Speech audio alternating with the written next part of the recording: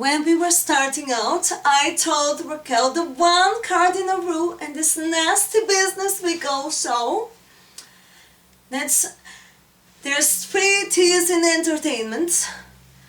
There's only one T in Taifu, but there are 3 T's in entertainment, incidentally. I know that Raquel will know, she's fucking illiterate, but it's a fact. If you spell entertainment, there's 3 T's in it. And anyway, I told Raquel those 3 T's are talent, teeth, and tits. Now, Raquel's only 6, she'll be 7 in November. She's only fully developed in the talent department right now, but she's doing her best with the rest. Now, I've shown her, give the world a big smile like they can't take their eyes off you. And then trust, like a cockney songbird, trust. And Raquel's a little bit too young to know Barbara Windsor from anything else other than EastEnders, but I've shown her some photographs to show her when those heels were alive with the sound of music, if you know what I mean. And now, every now we go to audition, I tell her Raquel, and she looks up at me and whispers, Stephen this, Mom, Stephen this. Now, I don't know about the Italia Conti or the distinguished dog who had nothing to do with me, Miss Stephanie Dunn of Overton, Basingstoke, Hunt, when it comes to polishing the diamond of youthful stardom. I don't like to overstate my case here, but it is not easy to be a single mother. I don't want to whinge, but the kind of papers there are bits would refer to me as a gym slip, Mommy. Although my photo hasn't graced those papers yet.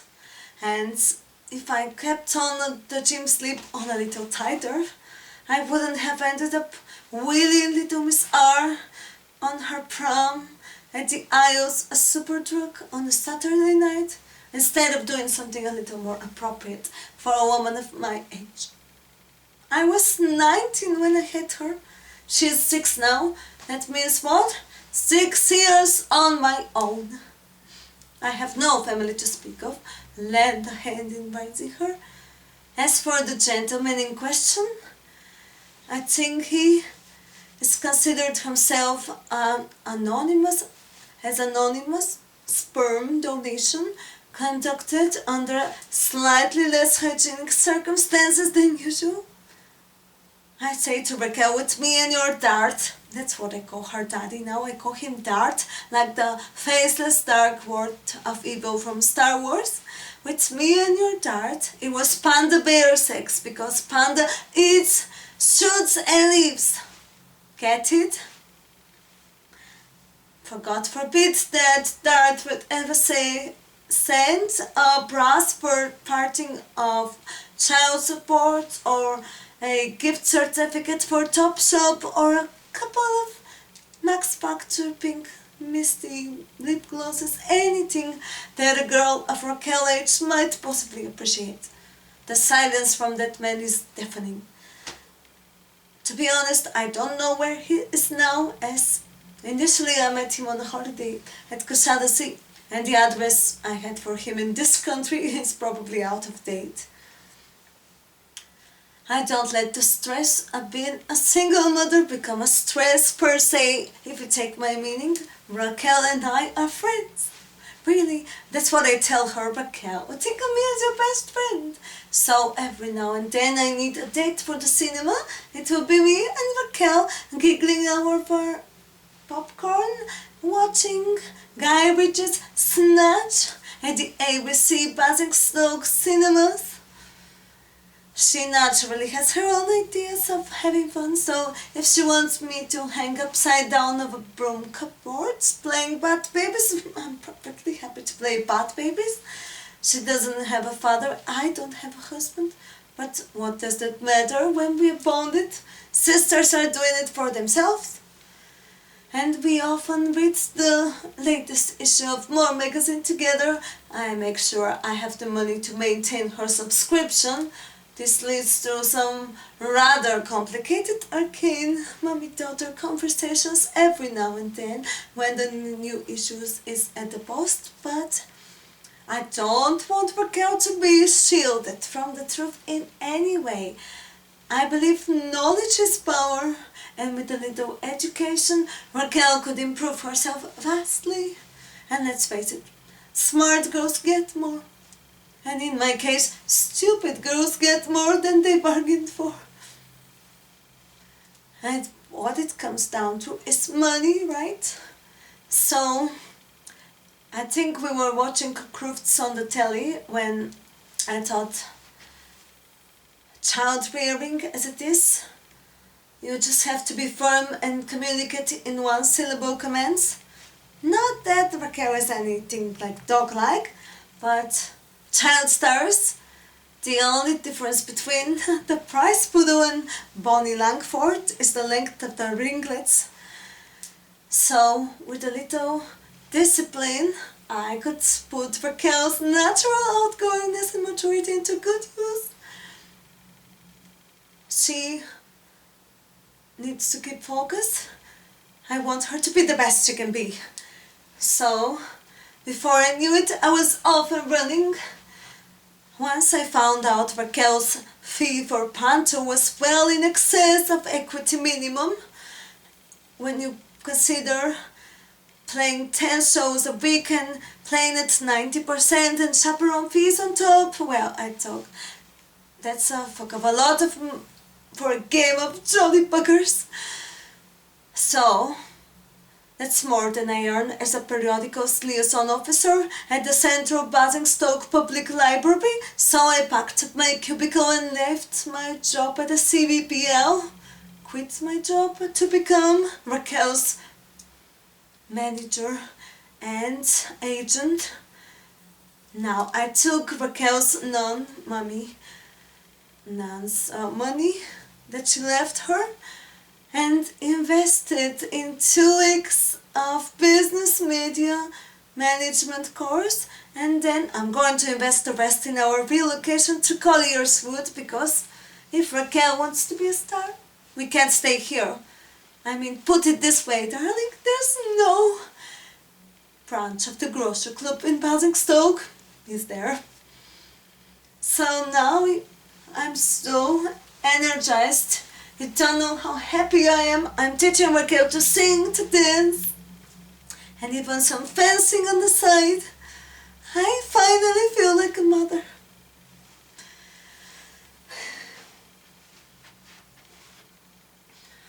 Raquel and I have been learning about the industry the hard way through Christopher Biggins.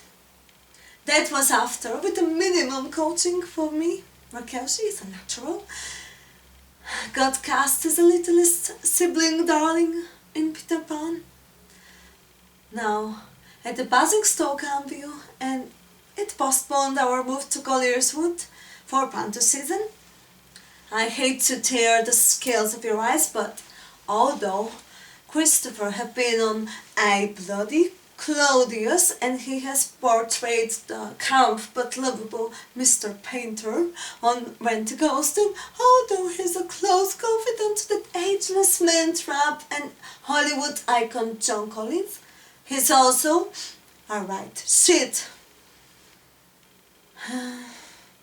And may I paint you a bit of a word picture here? Christopher is the size of a garden shed, camp is a roll of tents, and considering his wardrobe consists solely of kaftans, he's tent-like all round, really. Don't get me wrong, the man has talent, he also has teeth and tits. And he was an integral part of the Finnish performance as Captain Hook. And dare I say, he was getting paid a fuck of a lot more than my Raquel. So he could afford to be talented. Although someone with talent who doesn't give 110%, that's just not on. And let's face it, he didn't even remember Raquel's name, and I found it odd, because she was playing the leading role. Now, I don't know what customary in an equity dress rehearsal or not, but I already suspected that Mr. Biggins could bear a grudge against my daughter, because honestly I have taught her to steal a sin so gracefully. You don't see her doing it. It's like Raffles, the amateur cracksman, stealing your wristwatch before you know it as you converse with him. She's a natural. She doesn't have to swear at it, like, let's face it, someone who will be in Pant for the rest of his life, and in few years he will be widowed Frankie in Scunthorpe. While Raquel is in Hollywood, where she belongs, pulling a Gwyneth as she receives her Oscar. Now, I sense there's going to be trouble. I don't know how I knew, but when Raquel was entering for the big plank number, just a chill went over me as I said, TNT, Raquel. I didn't even smile. So she grins and trusts, and she enters, and our eyes are on her. So naturally Mr. Biggins stops and says, cut, or I don't remember what, and sprints down to the stage and said, excuse me, does this child have the palsy? I said, well, I simply understood that Mr. Biggins have not seen that Raquel is presenting herself in a naturally feminine way. TVNTs, don't they teach you that down in Hove? So I smelled trouble and I leaped onto the stage and I said, I think Mr. Biggins is trying to upstage my daughter. He said, not at all, I'm just saying if she's having a fit. And I said to the director, I shouted out, can you make extra care since Mr. Biggins is difficult to work with? Could you make sure that my daughter does not get trodden on by him? I fear that the stress might be putting her out of her stroke. So later, when we were at the backstage, he crossed my eyes and he was wearing a kaftan. And there I say, if you're somewhere, Mr. Biggins, starch in a kaftan fools no one. So he said, you woman, as if that were a bad thing to be, as if though I weren't more of a man than Christopher Biggins will never be, and more of a woman than he'll ever have in one tidy package. But that's what he said, you woman, don't you dare to cross me like that again. I wouldn't try to cross you with Sir Edmund Hillary and a skilled team of Sherpas. I would like to say, despite the irony, that me and Raquel learned a lot from Peter Pan.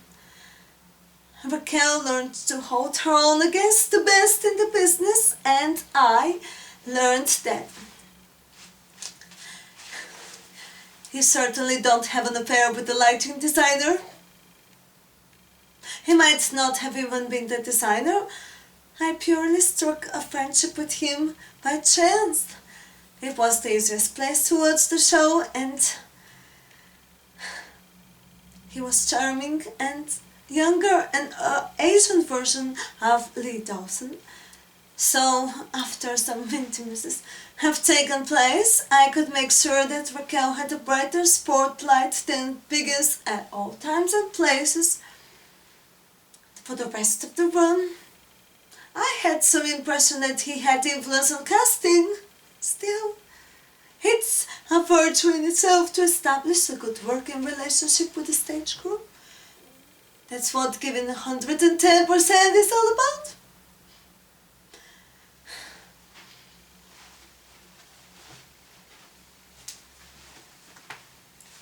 Princess Raquel and I are currently not speaking. It's like crews anticipating their behavior. Then you just starve them into submission.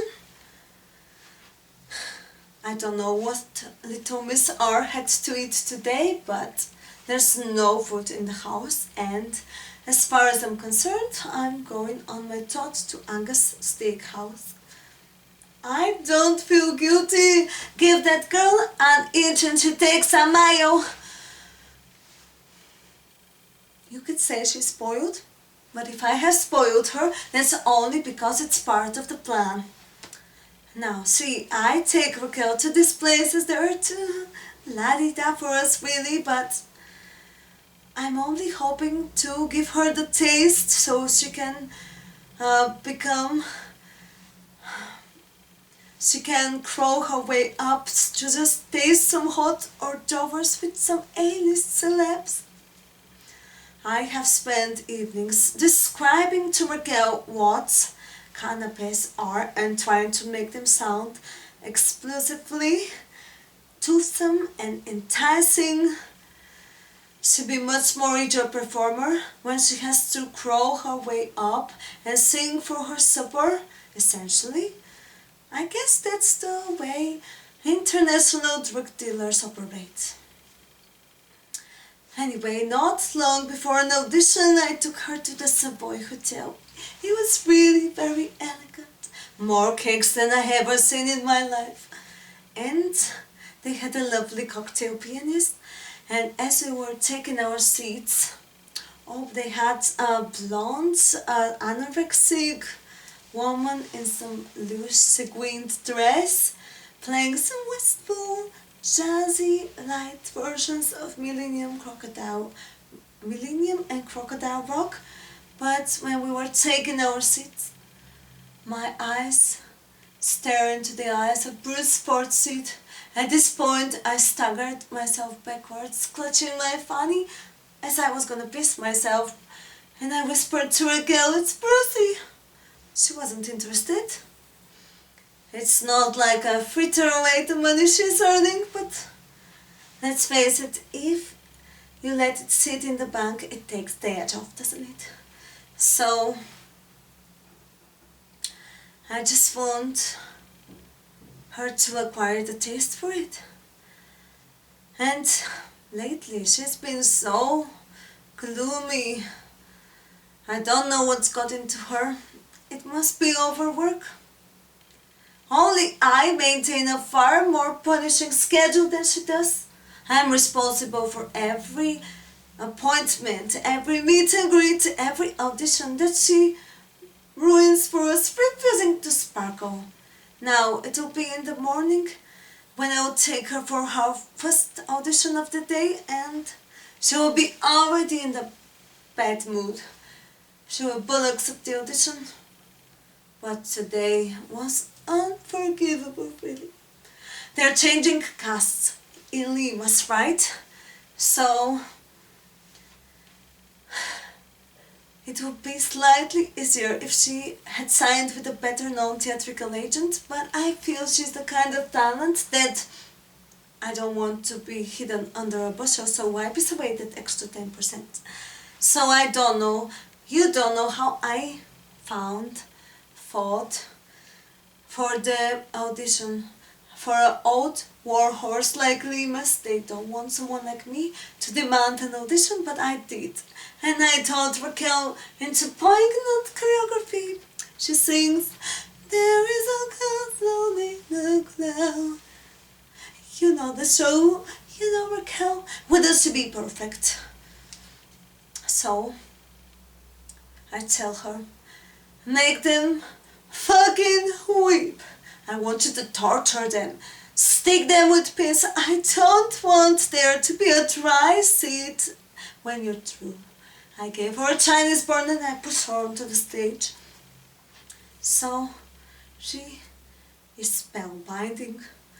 She sings that song, and the hairs on the back of my neck, Bubble and Schoenberg, have never been so thrillingly interpreted. Not since Michael Ball, and I realized she honestly got what it takes. Until the last birth, when she starts to cry. It was a nice effect in the beginning, but then she stopped singing and starts saying, "Mommy, Mommy." The manager comes to fetch me and they say, "Thank you very much," and it just evaporated. And now, you see, she's not really a pro. She's only 6, but if she can't fucking do it now, when is she going to do it? It enrages me. It's like the old story that she curtsied, then she farted. You forget the graceful bit, you forget the talent. I was just mortified. And then there she is singing a song like the world is going to end. They must have known that. And then she starts crying for her mommy. So we go out of the stage door, and there, on the Charing Cross Road, I said, I'm here as your agent and manager. I can't have you winging yourself like you shot yourself, calling me mommy in front of all those professionals. Stop this, and maybe I will want to be your mommy, you ungrateful little bitch. And she says, then I don't want to call you mommy anymore. And I says, well, I am your fucking mommy, so you call me mommy when I tell you to. And she says, well, you always say you're half mom and half dad anyway. So I tell her that because I'm raising her on my own. But then I said, and what then you want to call me? And she says, stupid man. I don't know what. It could have been nice and precautious and maybe a mispronunciation, but I was so fucked off that I slapped her across her face and she fell over. She didn't even cry. She's a trooper, you know. I'm proving that she has the nerves of steel because she didn't even bat an eyelid. She just stood there and said, if you slap me again, I'll call you slapper. Can you believe it? 6-year-old. So much for being best friends. I don't know what kind of nature-nurture debate this will put me through, but I have a definitive proof that a 6-year-old girl can be a raging, hysterical werewolf bitch. Fucking terrifying. She doesn't even look like my own blood and flesh. I'm so hard done by her. And the only thing that runs through my mind is bloody hell. She doesn't even have the hormones in her yet. I may have to put her down for the public good before PMT unleashes another Godzilla in a few years. And the latest terrorism wetting the bed. It's absolutely full. We had it 3 times this week. It's not normal, is it? It's ingratitude, it's what it is. Now, I'm not changing the sheet. As far as I'm concerned, little girls have made their beds to lie in.